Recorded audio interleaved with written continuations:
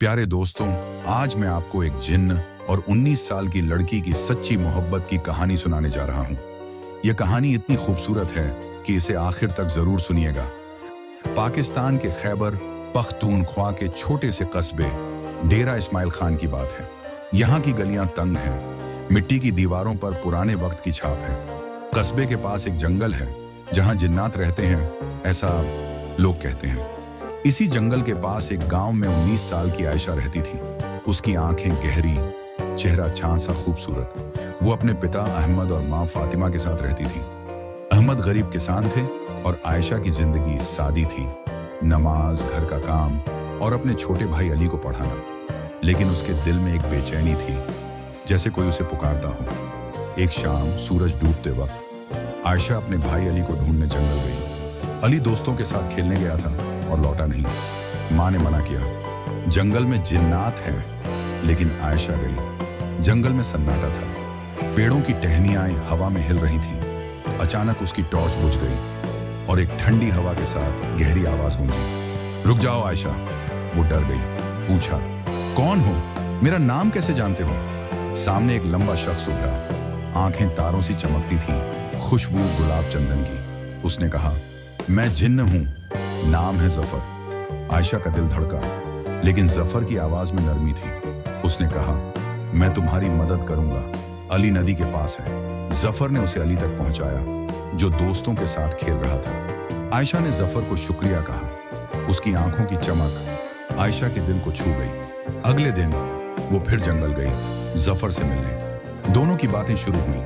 जफर ने अपनी दुनिया के किस्से सुनाए, जिन्नात की बस्तियां, जादुई शहर। आयशा ने अपने गांव की बातें बताईं। मुलाकातें बढ़ी और आयशा को जफर से मोहब्बत हो गई। जफर ने कहा, मुझे तुमसे इश्क है, लेकिन हमारी दुनिया अलग है। आयशा ने जवाब दिया, अल्लाह मोहब्बत को गुनाह नहीं कहता। एक दिन अहमद की तबीयत बिगड़ी, इलाज के लिए पैसे नहीं थे। आयशा रोते हुए जफर के पास गई। जफर ने कहा, मैं तुम्हारे लिए जान दे सकता हूँ। उसने जंगल के बुजुर्ग जिन्न से मुलाकात की और अहमद को बचाने के लिए अपनी शक्तियां छोड़ दी। इंसान बन गया। अगले दिन आयशा के घर सोने के सिक्कों का थैला मिला, साथ में एक चिट्ठी, ये तुम्हारे पिता के लिए, मुझे मत ढूंढना। आयशा समझ गई कि जफर ने सब त्याग दिया। वो जंगल गई, लेकिन जफर नहीं मिला। अहमद का इलाज हुआ, लेकिन आयशा उदास रही। एक रात वो जंगल में रोते हुए जफर को पुकारने लगी। जंगल में रोशनी हुई। बुजुर्ग जिन्न ने बताया, जफर पेशावर में इंसान बनकर रहता है। उसे वापस लाने के लिए जंगल की चोटी पर मकबरे की दुआ पढ़नी होगी। आयशा ने हिम्मत की। कुरान की आयतें पढ़ते हुए वो चोटी पर पहुंची। रास्ते में बूढ़ी औरत और शेर मिले, लेकिन उसने दुआओं से इम्तिहान पास की। मकबरे पर दुआ पढ़ी, या अल्लाह, जो कुर्बानी दे उसे रहमत दे। रोशनी हुई। जफर सामने था, इंसानी जिस्म में। उसने कहा, मैंने आखिरी इम्तिहान देना है। जफर जिन्नात की दुनिया में शैतानी जिन्न से लड़ा। कुरान की आयतों और दुआओं से वो जीता। बुजुर्ग ने कहा, जा, इंसान बनकर आयशा के पास जाओ। जफर डेरा इस्माइल खान लौटा। आयशा के घर पुकारा, मैं वही जफर हूं। आयशा रोते हुए गले लगी। गांव वालों ने विरोध किया, ये जिन्न था, निकाह जायज नहीं। जफर और आयशा ने गांव छोड़ने का फैसला किया।